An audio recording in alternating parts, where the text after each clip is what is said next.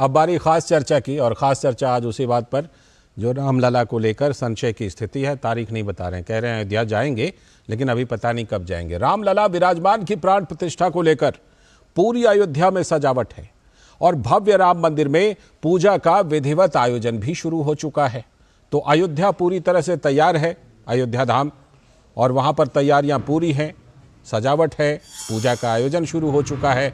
लेकिन इन सब के बीच 22 जनवरी को होने जा रहे प्राण प्रतिष्ठा के लिए निमंत्रण पर बहस जारी है। और ये क्यों जारी है? क्योंकि बहुत सारे लोगों ने, खासतौर पर विपक्षी नेताओं ने निमंत्रण को ठुकरा दिया। राममय वातावरण में फारूक अब्दुल्ला राम के जीवन और उनके आदर्शों की सोशल मीडिया पर तो चर्चा कर रहे हैं। और इधर दिल्ली की बात कीजिए तो अरविंद केजरीवाल श्रवण कुमार की भूमिका में आ गए हैं, कह रहे हैं सबको तीर्थ कराएंगे, लेकिन खुद दर्शन करेंगे 22 तारीख को या नहीं, अभी तक नहीं बताया, संशय बरकरार है। राहुल गांधी कह रहे हैं कि राम सबके हैं, लेकिन ये आयोजन जो है ये बीजेपी और आरएसएस का राजनीतिक आयोजन है। लेकिन राहुल गांधी से तो लगता है कि उत्तर प्रदेश के नेता ही सहमत नहीं, यूपी कांग्रेस नेता इस आयोजन से पीछे नहीं रहना चाहते। वजह यह है कि वो लोग अपनी सियासत को देख रहे हैं कि भाई उत्तर प्रदेश में तो राजनीति करनी है तो जाना पड़ेगा।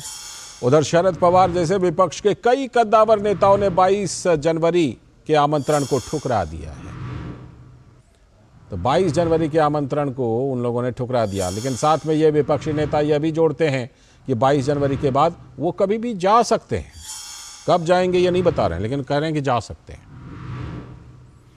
दरअसल सबके राम और राम मंदिर को लेकर विपक्षी इंडी गठबंधन में संशय की स्थिति लगातार बरकरार है। इसीलिए कभी कुछ बयान आता है, कभी कुछ बयान आता है, कोई कुछ करता है, कोई कुछ करता है। ये भूल जाते हैं कि राम इस देश की आत्मा है। तो अयोध्या का राम मंदिर देश की सांस्कृतिक एकता का प्रतीक बन गया है।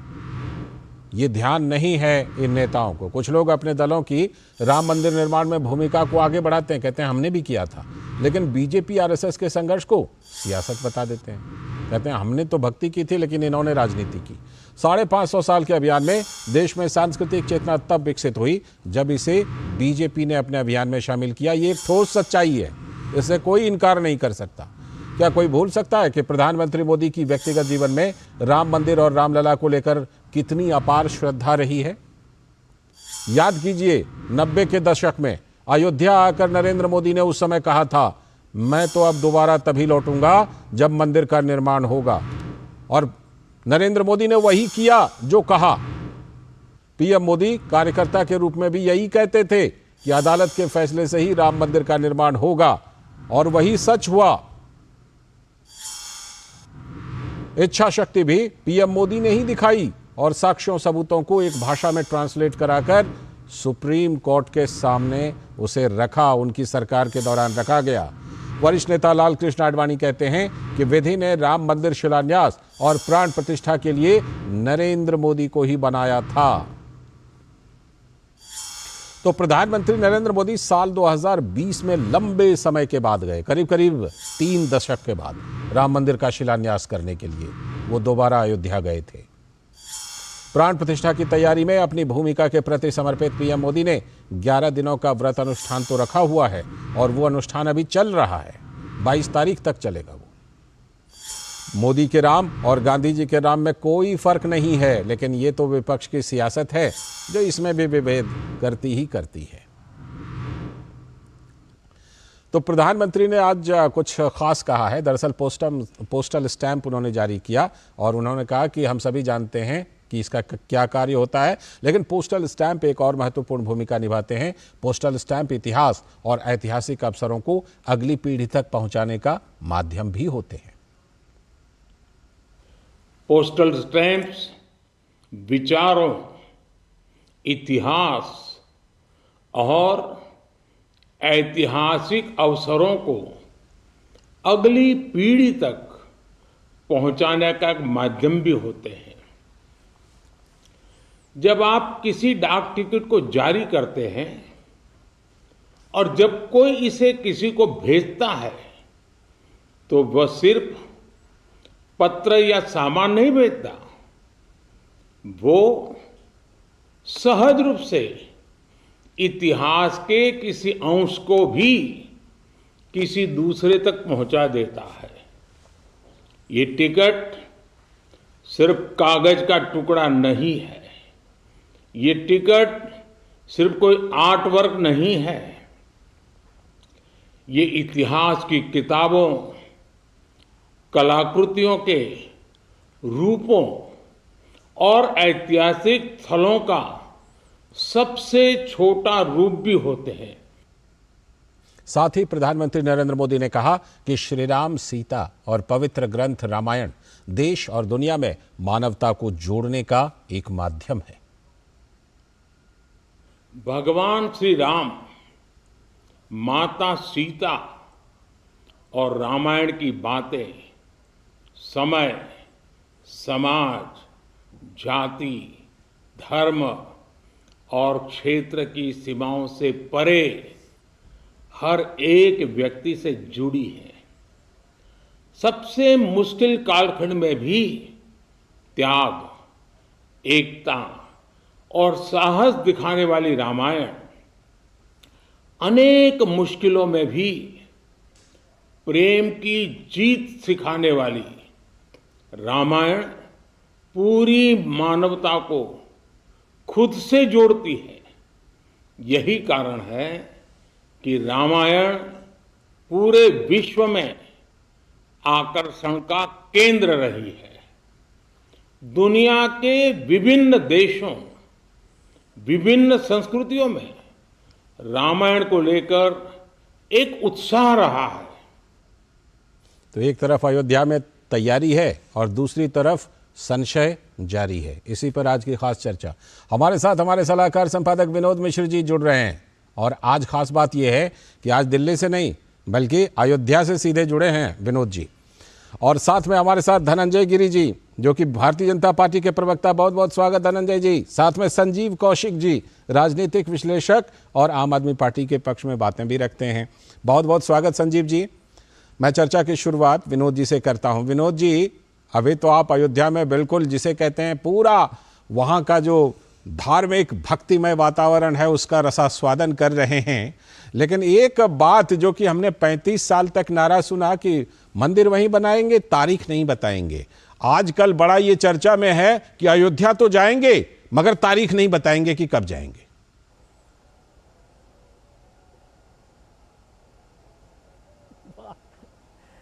लाल जी, आप बढ़िया पूछा सवाल और मैं इसका जवाब देते हुए प्राइम मिनिस्टर मोदी ने अभी जो स्टाम्प, जो डाक टिकट जारी करते हुए जो अपना अनुमोदन दिया है, वो जो बता रहे थे, मैं खुद जाके राम मंदिर में इन चीज़ों का एहसास कर पाया हूँ।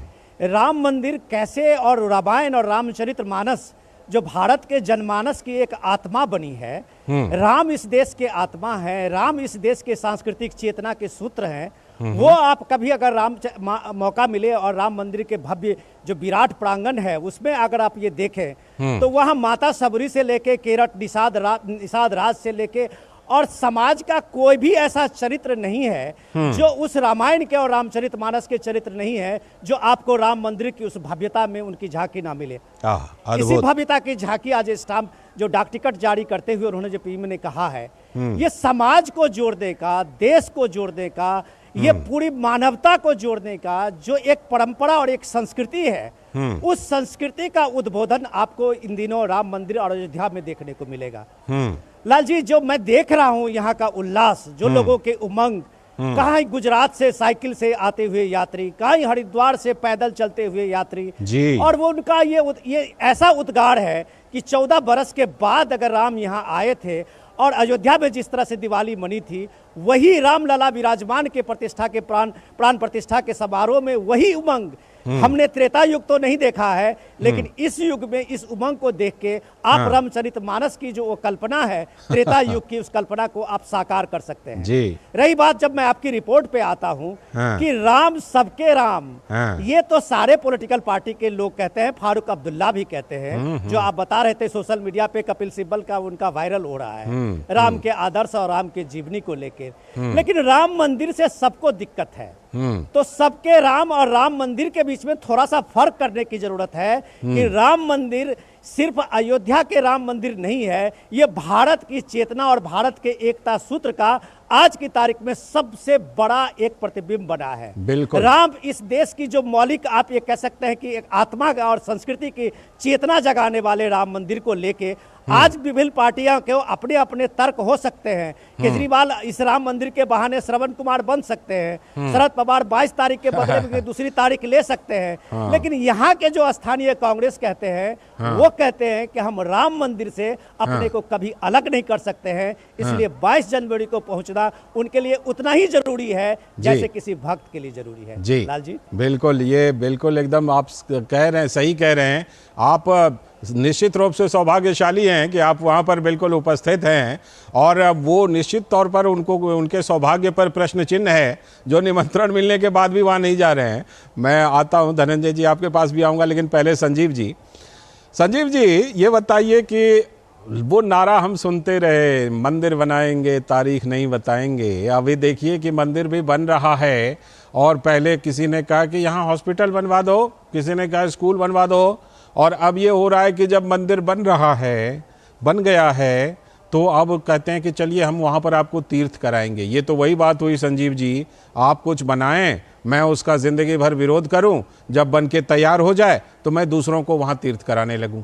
ये तो फिर बात वही हुई ना कि बिल्कुल रंग बदलने वाली बात हो रही है क्या कुछ नेताओं के द्वारा। संजीव जी। लाल जी, आखिर 22 तारीख को भगवान श्री रामचंद्र जी कहाँ से वापस आ रहे हैं हिंदुस्तान में, और अयोध्या में कहाँ से आ रहे हैं? देखिए, ये राजनीति का प्रपंच काल चल रहा है जहाँ धर्म को आगे रख करके सारी राजनीति की जा रही है। कहने में कोई गुरेज नहीं है।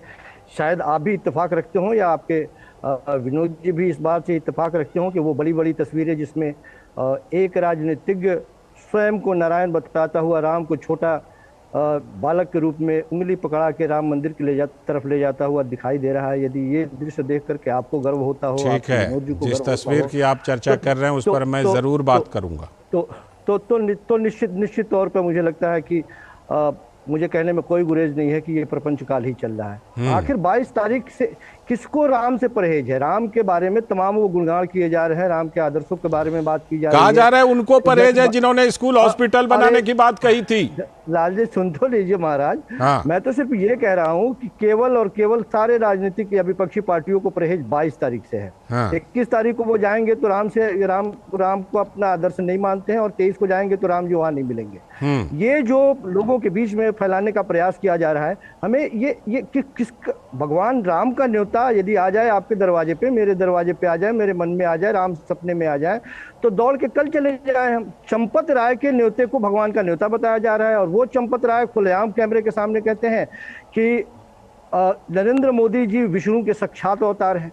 अब इस तरह बातें करने वाले जो लोग हैं वो साफ दिखाई दे रहा है कि राजनीतिक आका के चरणों में यानी कि दिक्कत इससे है कि चंपत राय जी क्यों तारीफ करते हैं पीएम की, दिक्कत यहाँ पे है ना। भगवान विष्णु का अवतार बताते हैं ना। तारीफ से हमें कोई ऐतराज नहीं है। भगवान विष्णु का अवतार बताते हैं, और वो अपने बुलावे को भारतीय जनता पार्टी के लोग उनके बुलावे को राम का बुलावा बताते हैं। ठीक है। 22 तारीख को नहीं जाना क्या इतना बड़ा अपराध हो गया कि हमें राम से दूर कर दिया जाएगा? किसकी हैसियत है कि हमें राम से दूर करते? राम से मिलने में हमें न पहले परेशानी थी, न आगे परेशानी होगी। लेकिन असहजता है, असहजता है। कोई सुंदर कांड कर रहा है, कोई कह रहा है सर्वधर्म रैली करेंगे, कोई कह रहा है मैं वहाँ काला राम मंदिर जाऊंगा।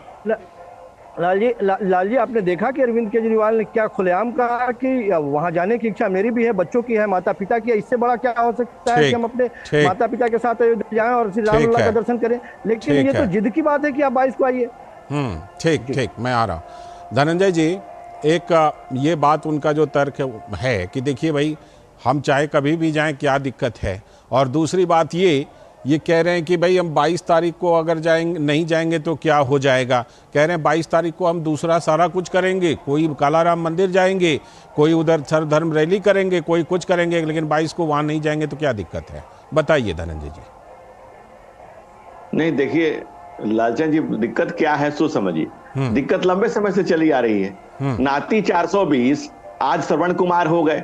जो नानी ने मना किया था कि मेरा राम उस मंदिर में नहीं जाएगा जहां विवादित ढांचा टूट के बना है, वो नाती 420 शराब कांड करने वाले अब श्रवण कुमार हो गए। कल तक दिल्ली में शराब कांड के आरोपी आज सुंदर कांड पढ़ रहे हैं। तो ये राममय हुआ जो समाज है, जो भारत का जीवन प्राणवंत समाज हो रहा है, राम हमारे अस्तित्व है, सीता हमारा सतीत्व है। इस जब ये देश प्राणवंत और जीवंत होकर राममय हो गया है, सब कुछ राम के पीछे खड़ा हो गया है, तब विघ्न संतोषी लोगों को कोई तो बहाना चाहिए, कोई तो कारण चाहिए, कोई तो रुकावट चाहिए। ऐसे नहीं वैसे कान को सीधा पकड़े उल्टा पकड़े। तो इनका ये चल रहा है। जैसे बाबा तुलसी ने कहा है कि तुलसी मेरे राम को रीझ भजो या खींच, भौम पड़े जाने सही उल्टा सीधा बीज। तो किसी तरह से राम का नाम लेने की आज तो इनकी मजबूरी हो गई है। जो मौलवी और मुफ्तियों को इतने सालों से तनख्वाह बांट रहे हैं, वो सुंदरकांड का पाठ कर रहे हैं। और जो जिस कांग्रेस की आप बात कर रहे हैं, कांग्रेस ने कितने अड़ंगे लगाए और समाजवादी पार्टी ने राम भक्तों पर गोलियां चलवाई।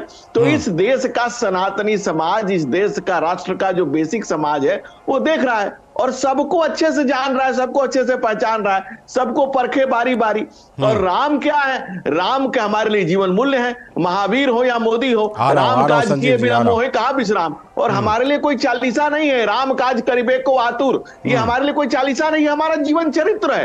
इसी चरित्र को लेकर के हम जी रहे हैं और इसी चरित्र के साथ हम जिएंगे और इसी चरित्र के साथ मरेंगे। हमने मैनिफेस्टो में लिखा है, राम नाम को आत्मसात किया है और इस देश की संस्कृति को जीवंत प्राणवंत करने के लिए हमने सरकारें कुर्बान की है। सरकार की राजनीति की, सरकार बनाने की राजनीति नहीं की है। और जो लोग ये बात कर रहे हैं कि राम के पास, अरे राम के पास क्या जाएंगे? राम से जब हृदय में राम जब तक नहीं होंगे तब तक जाके करेंगे भी क्या करेंगे? जाकर करेंगे भी क्या करेंगे? आप ये सब दावा कर सकते हैं क्योंकि 3 दशक तक लगातार आपने इसको अपने घोषणा पत्र में भी शामिल रखा। गोलियां खाई है जलालचंद जी, गोलियां खाई हैं। हमने अनेक माओं की गोद सुनी हुई, बहने के सुहाग उजड़ा है और तब जाकर के ये दिन आया है। इस दिन के लिए हमने सिर्फ मंगल नहीं गाया है, इस दिन के लिए हमने अपने प्राणों की वर्तिका बनाकर खुद को तिल तिल जलाया है। ठीक है, ये इतिहास रहा है, ये इतिहास रहा है, जाहिर सी बात है, इतिहास आपका रहा है। और व्यक्तिगत तौर पर किनारे रख करके व्यक्तिगत तौर पर पीएम मोदी का इतिहास रहा है। संकल्प ले लिया था, 30 साल बाद जब गए तो शिलान्यास किया। विनोद जी, मैं आपके पास आ रहा हूं कि जिस तरह से ये इनका इतिहास रहा है, जो इतिहास रहा है भारतीय जनता पार्टी का, पीएम मोदी का व्यक्तिगत भी, जिस तरह से उन्होंने संकल्प ले लिया, संकल्प को पूरा कर रहे हैं, इसमें निश्चित तौर पर इनकी दावेदारी बनती है। और जो विपक्ष के नेता कर रहे हैं और कह रहे हैं, शायद उसी को, जिसको हम लोग संशय बोल रहे हैं ना, उसी को ओवैसी ने छोटा रिचार्ज कह दिया इन लोगों को।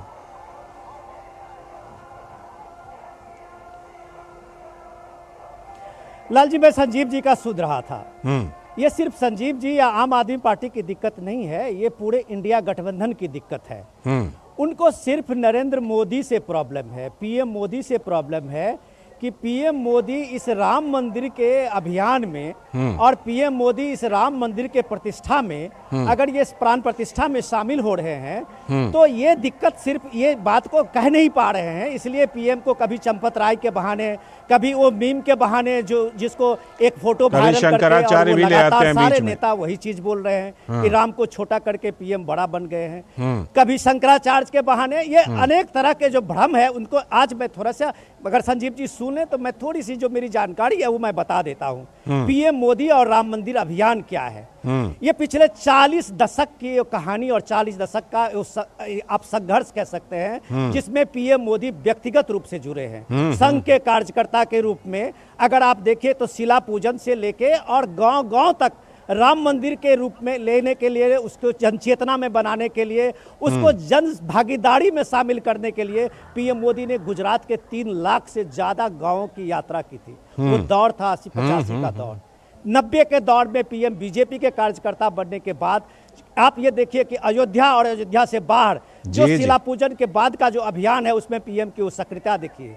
प्रधानमंत्री के बाद जब आते हैं तो आप देखिए कि एज ए प्राइम मिनिस्टर कितने प्राइम मिनिस्टर को यह मौका मिला होगा कि इस विवाद को खत्म करके कोर्ट के विवाद में आने के बाद अदालत में जो प्रोसीडिंग्स थी, अदालत में जो कार्रवाई थी, उसको सहूलियत देके इसी को डिसीजन को लाया जा सकता था जी। राजीव गांधी को यह अपॉर्चुनिटी मिली थी, नरसिंह राव को मिली थी, चंद्रशेखर को मिली थी, देवेगौड़ा को मिली थी, मनमोहन सिंह के समय तक मिली थी। क्या किसी प्राइम मिनिस्टर ने कभी सोचा? ये लाल कृष्ण आडवाणी जो कहते हैं कि विधि ने शायद नरेंद्र मोदी को ही इसके लिए चुना था, तो इसके पीछे तर्क भी है। ठीक है, तर्क ये है लाल जी, जब सुप्रीम कोर्ट के कॉन्स्टिट्यूशन बेंच में सुनवाई हो रही थी तो 1.5 लाख से ज्यादा सबूत और दस्तावेज थे, जो कोई अरबी में था, कोई फारसी में था, कोई अलग अलग लिपियों में लिखा गया था, जहां जहां से यात्री आते थे या उनका विवरण था। ये प्राइम मिनिस्टर मोदी के आने के बाद ही ये संभव हुआ कि उसको एक लैंग्वेज में उसको ट्रांसलेट करा के सुप्रीम कोर्ट में रखा। ठीक, क्या बात करते हैं। और इस चीज को ये आप नरेंद्र मोदी के इस संघर्ष और नरेंद्र मोदी के इस राम मंदिर के साथ लगाव को छोटा करने की कोशिश करते हैं। तो इतिहास के पन्ने को एक बार ढूंढ लीजिए, जो आज की नई विरासत को नई पीढ़ी को बताने की जरूरत है कि राम मंदिर के लिए अगर 11 दिन के प्राण प्रतिष्ठा में नरेंद्र मोदी लगे हुए हैं तो वो उनकी भावना पिछले 35-40 साल की है, जिसको आज उस तपस्या को पूरे होते हुए। बिल्कुल बिल्कुल। संजीव जी, एक तो आप धनंजय जी की बातों का जवाब देना चाहते थे, वो भी कीजिएगा। दूसरी बात ये भी बताइएगा कि देखिए, इतिहास तो ये बिल्कुल साफ तौर पर कह रहा है कि ये जो पूरा का पूरा सिलसिला चला है, इसमें क्या भूमिका रही है भारतीय जनता पार्टी की और व्यक्तिगत रूप से प्रधानमंत्री नरेंद्र मोदी की। संजीव जी।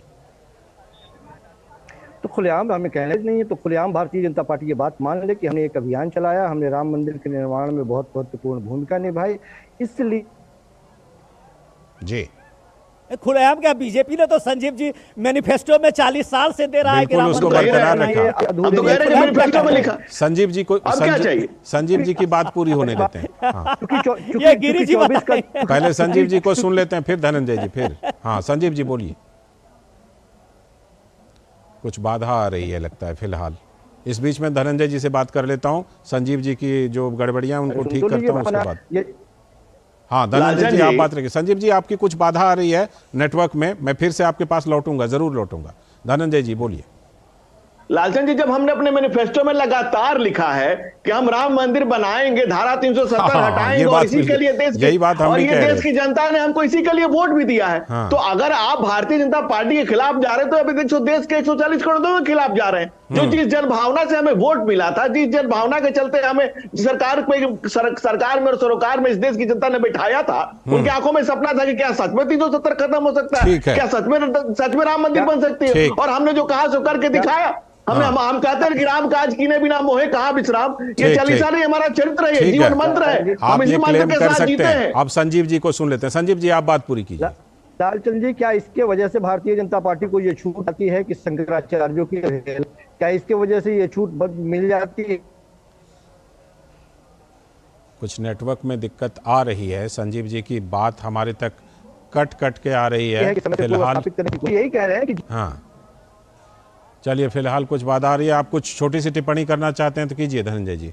हाँ कीजिए। देखिए, संजीव जी वही कर रहे हैं जो इनके नेता का कैरेक्टर है। वो शायद बच्चों को लेकर इसलिए जाएंगे, हे प्रभु, जिन बच्चों के माथे पर हाथ रख के कसम खाई थी कि कांग्रेस से ना समर्थन दूंगा न लूंगा, उन बच्चों को माफ कर देना। हमारी क्योंकि हमारी आदत है केजरीवाल की कि मैं अल्टी मारूंगा, पलटी मारूंगा, कब किधर पलट जाऊंगा मुझे खुद नहीं पता है। तो मेरे बच्चों को कसम खाई थी, इसके लिए प्रभु माफ कर देना। संपर्क में दिक्कत आ रही थी, वरना वो जरूर कुछ ना कुछ आपको जवाब देते। फिलहाल बहुत बहुत शुक्रिया। यही बात कहते ना, ये केजरीवाल की कहानी है, कभी इस डाल कभी उस डाल, कभी इस डाल कभी उस डाल। तो अभी जब आप कुछ बात करेंगे तो शंकराचार्य पे चले जाएंगे। जब शंकराचार्य पे हम जब गोल पोस्ट बदल रहे हैं, गोल पोस्ट बदल रहे हैं। केजरीवाल के क्लाइंट है, केजरीवाल के क्लाइंट है ना, तो केजरीवाल के दिशा में कुछ बाधा आ रही है, वरना वो जरूर उसके बारे में अपनी बात रखते। फिलहाल बहुत बहुत शुक्रिया संजीव जी जुड़ने के लिए। आपकी बात पूरी नहीं आ पाई क्योंकि कुछ नेटवर्क में बाधा थी। धनंजय जी शुक्रिया, विनोद जी आपका भी अयोध्या से शुक्रिया, बहुत बहुत शुक्रिया आप तीनों का।